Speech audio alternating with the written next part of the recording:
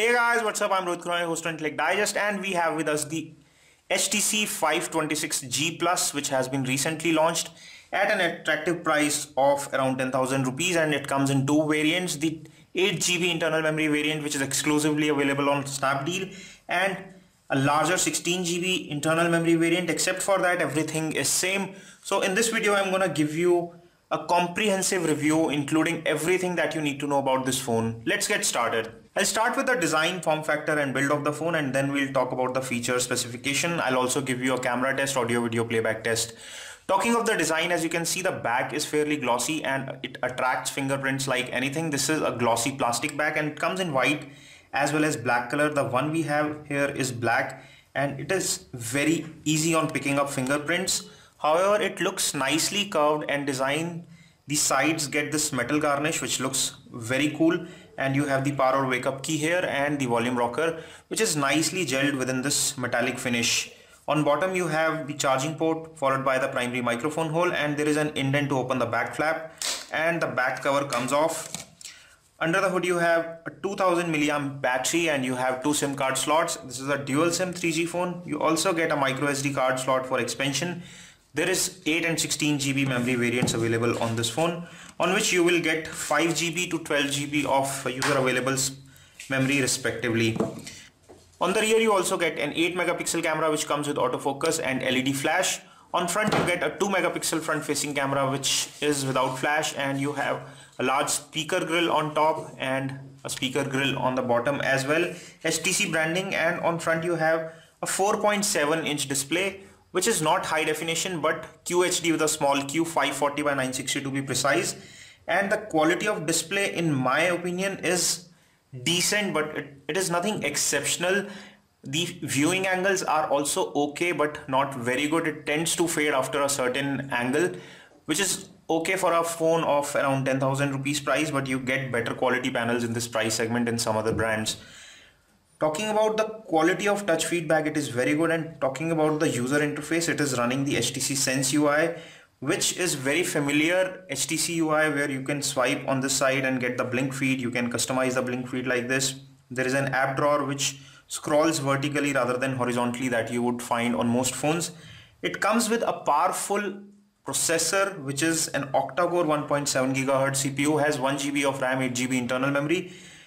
Let me first give you a video playback test just to give you an idea of how the display is. Then I'll also give you an audio playback test, then we'll test the camera. So let me play a video for you just to give you a fair idea of how well this display does when it comes to playing videos. I'll turn the volume to maximum so that you can judge the audio level as well.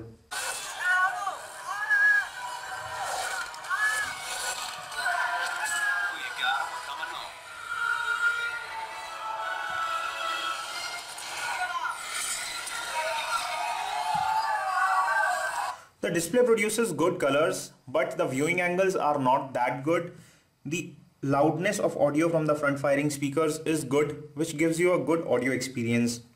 Now let me play an audio track for you to give you an idea of how loud it is when it comes to listening to music from the speakerphone.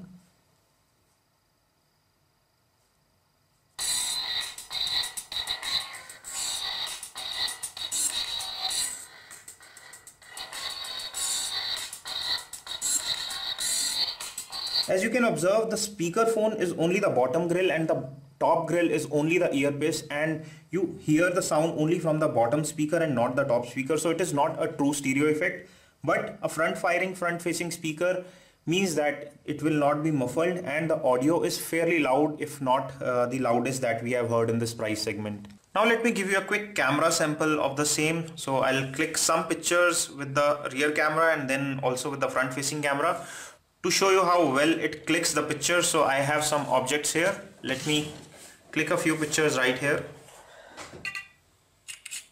And now let me also click a selfie of myself to give you an idea of how well it does with the front facing camera.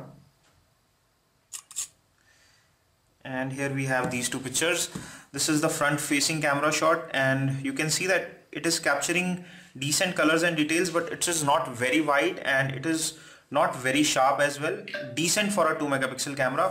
And for a rear 8 megapixel camera with ample light, The image is decent, but it could have been more sharper. It has a slight amount of graininess besides having proper lighting conditions. The color accuracy, however, is very good, but the sharpness could have been slightly better for the 8 megapixel sensor that it uses on the rear camera. Now let's talk about the performance, and it is one of the strong points of this phone. It uses a 1.7 gigahertz octa-core CPU, which is probably one of the fastest that you can get in this price segment, and that reflects very well on the benchmark scores that we tested with. On Antutu, we got a score of 33,844, which is fairly high for any phone which is priced in this price segment, and it comes with 1 GB of RAM, so the RAM is not very high, but the CPU performance is very high and gives you very good scores as well. You can play moderate to heavy games on this phone with ease because of the CPU, but the RAM again is not very high. Talking about the graphics, you get 52.5 frames per second on Nina Mark II benchmark test. Let me give you a quick gameplay test to give you an idea of how well it does when it comes to playing basic games and how well it shows the graphics.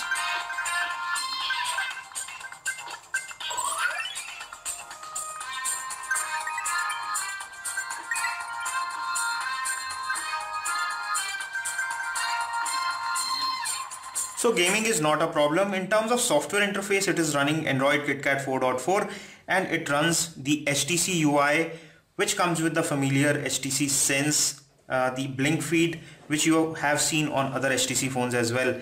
In around 10,000 rupees, this is a decent package overall with the kind of display quality, build quality and the camera quality it delivers you, but it does not excel in any particular department except for the speed that it offers. It comes with an octa-core CPU, which is the USP of this phone. So if you want something really fast and yet not very expensive, you can pick up this phone for a very affordable price point.